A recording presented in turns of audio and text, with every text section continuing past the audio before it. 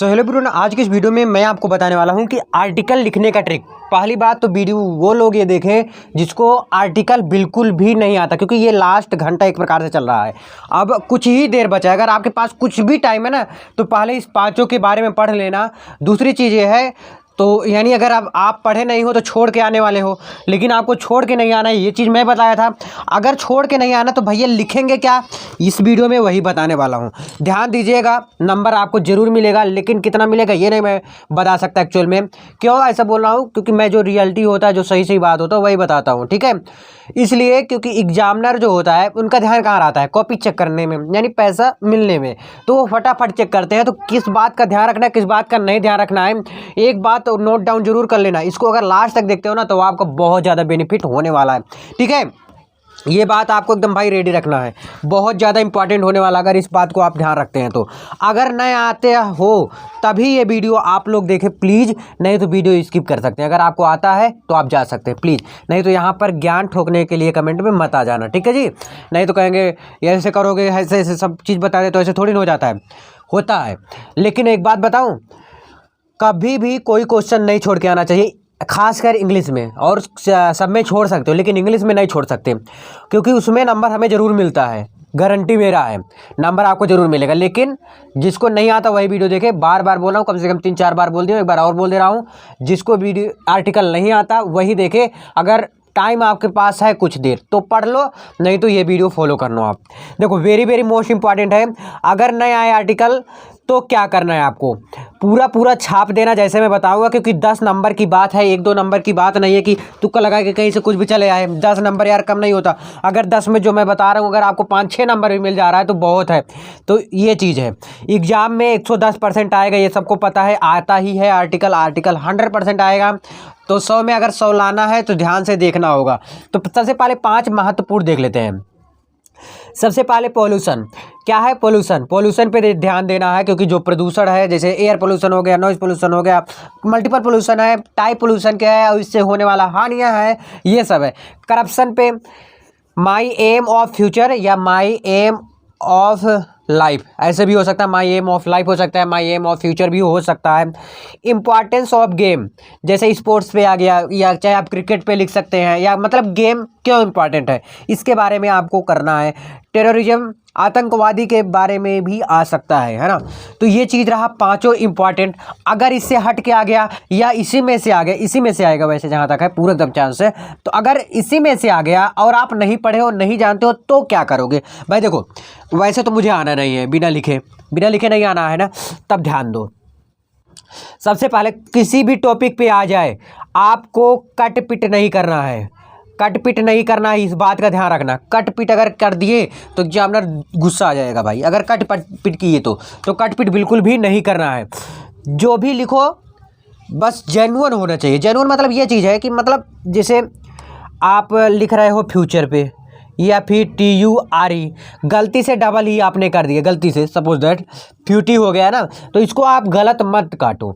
अगर गलत हो गया तो कोई बात नहीं, अगर बन रहा है तो बना दो उसी में, अगर नहीं बन रहा है तो गोजगाई मत करो, इसी के बगल में लिख दो फ्यूचर, और इसको भी ऐसे रहने देना। तो दोनों रहने देना, क्योंकि एग्जामिनर फटाफट कॉपी चेक करता है, इतना ध्यान नहीं देता है। इस बात को आप लोग लिख लो, ये बार बार चीज़ मैं कह रहा हूँ आपको, है ना। तो आर्टिकल पे विशेष फोकस रखना आपको ज़रूरी है। कॉपी बेस्ड तरीके से लिखने के लिए आपको मैं दिखा देता हूँ, ये रहा देखो। राइटिंग पहले ऊपर ऐसे लिखना, फिर आर्टिकल लिखना, फिर इंट्रोडक्शन में आप लिखिए, फिर टाइप लिखिए, फिर आपको और चीज़ें मैं बताने वाला हूँ, उसको ध्यान देना है। ये चीज़ तो बहुत बार बता चुका हूँ मैं, जो बताने वाला हूँ आज की इस वीडियो में। तो इसमें हेडिंग कितना होना चाहिए, बहुत लोग बोलते हैं हेडिंग नहीं रखूँगा, मत रखो आप। लेकिन आपको मैं बता दूं, अगर हेडिंग लिखते हो तो बहुत ज़्यादा बेनिफिट होगा। ये बार बार मैं बोल रहा हूँ और फिर बोल रहा हूँ, बेनिफिट ज़रूर होगा अगर आप हेडिंग लिख रहे हो तो। कितना हेडिंग होना चाहिए, कम से ज़्यादा 3 है, मतलब कम से कम भी 3, मतलब एवरेज में तुम्हें 3 रखना है। कौन कौन सा, सबसे पहला आपका हेडिंग क्या होना चाहिए, इंट्रोडक्शन में क्या लिखेंगे बता रहा हूँ। फिर देखो इंट्रोडक्शन में यही है, जैसे पोल्यूशन पे आ गया तो पोल्यूशन के बारे में जो भी तुम्हें पता है, सॉरी दिखना ही रहा, देखो अब पोल्यूशन के बारे में जो भी तुम्हें समझ आ रहा है, जैसे पोल्यूशन क्या होता है, पोल्यूशन कितने टाइप के होते हैं, पोल्यूशन से हमें क्या दिक्कत होते हैं, मतलब इसके आगे पीछे का जो भी है। जैसे पोल्यूशन का ज़्यादातर दिल्ली में होता है, क्यों होता है, डस्ट उड़ता है, ये जो है बाइक के धुएं से होता है, स्मोकिंग से होता है।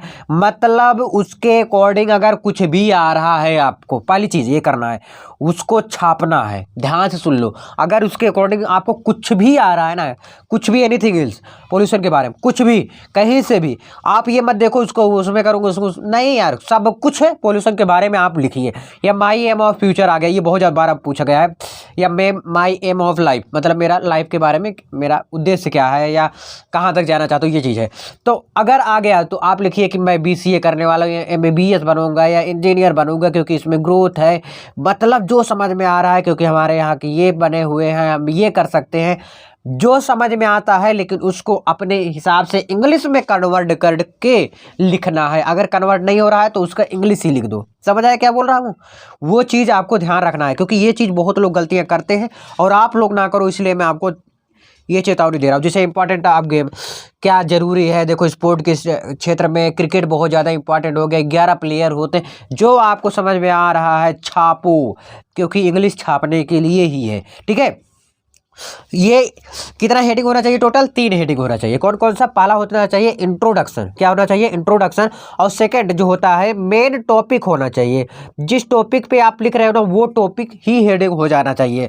और लास्ट इज थर्ड वाला, लास्ट हेडिंग भी रहना चाहिए ना। जैसे इंट्रोडक्शन हो गया पहला, दूसरा क्या हो गया? मेन टॉपिक हो गया, और थर्ड क्या होना चाहिए? कंक्लूजन होना चाहिए। ये लिख के 3 हेडिंग आपको जरूर लिखिएगा, और तीनों हेडिंग डाल के आप अच्छे से पढ़ाई करो, लिखो। गारंटी है अच्छा नंबर लाओगे। अगर अभी भी कोई दिक्कत है तो एक काम करना, क्या काम करना?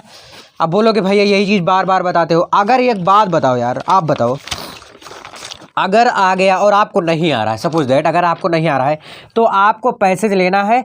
पैसेज को जैसे इस डॉट के बाद से उतार देना है डॉट तक कहीं पे, ठीक है ना, यहाँ तक। या उसके अकॉर्डिंग आपको कुछ भी आ रहा है ना, लिख लो। अब बोलोगे भैया यही चीज़ बार बार बता रहे हो। अच्छा एक बात बता दो, आपसे एकदम रियलिटी पूछ रहा हूँ, आप कमेंट जरूर करना कि अगर नहीं आ रहा है तो क्या करोगे? छोड़ के आओगे, पहला उपाय। दूसरा उपाय क्या हो सकता है? जो मैं बताया हूँ ये, तो जो मैं बताया हूँ हो सकता है आपको नंबर मिल जाए, हो सकता है, मतलब 100 में 95% चांसेस है। तो आप नंबर लेना चाहोगे ना, तो इसीलिए मैं कह रहा हूँ आपको जो मैं बताया हूँ उसी प्रकार से फॉलो करोगे, नंबर जरूर मिलेगा। तो इस वीडियो में इतना ही, मिलते हैं नेक्स्ट वीडियो में। कौन से टॉपिक पे और चाहिए कमेंट करके जरूर बताइए। बहुत बहुत धन्यवाद।